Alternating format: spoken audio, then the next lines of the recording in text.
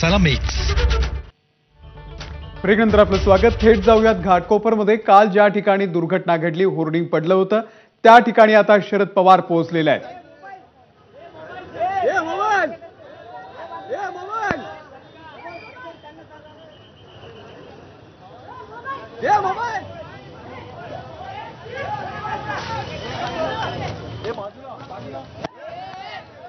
काल याच ठिकाणी वादळ वाऱ्यामुळे एक मोठं होर्डिंग पडलं होतं आणि त्याखाली आतापर्यंत 14 जणांचा मृत्यू झालेला आहे।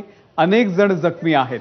अजूनही हे होर्डिंग हटवण्याचं काम पूर्ण झालेलं नाहीये, त्यासाठी 24 तास लागतील। आणि आता शरद पवार या ठिकाणी पोहोचलेले आहेत।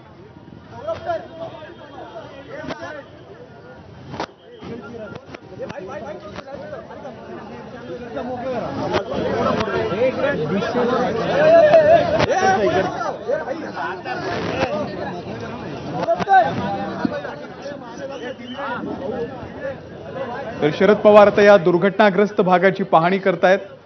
उपस्थित असलेल्या सर्व अधिकाऱ्यांकडून ते माहिती घेतायत। होर्डिंग हटवण्याचं काम कुठपर्यंत आलेलं आहे या संदर्भात सर्व अधिकाऱ्यांकडून ते माहिती घेतायत। तिथले स्थानिक नेते असतील, काही कार्यकर्ते असतील, यांच्यासोबत सध्या शरद पवार दुर्घटनास्थळावरती जाऊन प्रत्यक्ष माहिती घेतायत। अत्यंत दुर्दैवी घटना ही काल घडलेली होती।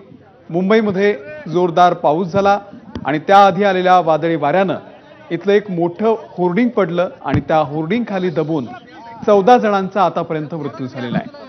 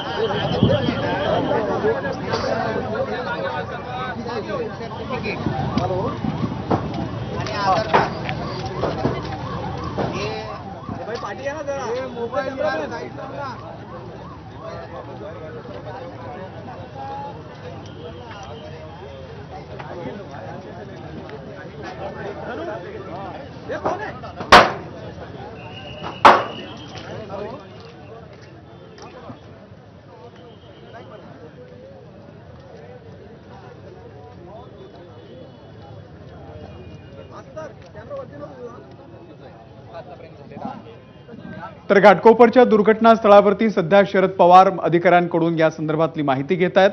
आपले प्रतिनिधी विनायक पाटील सुद्धा त्या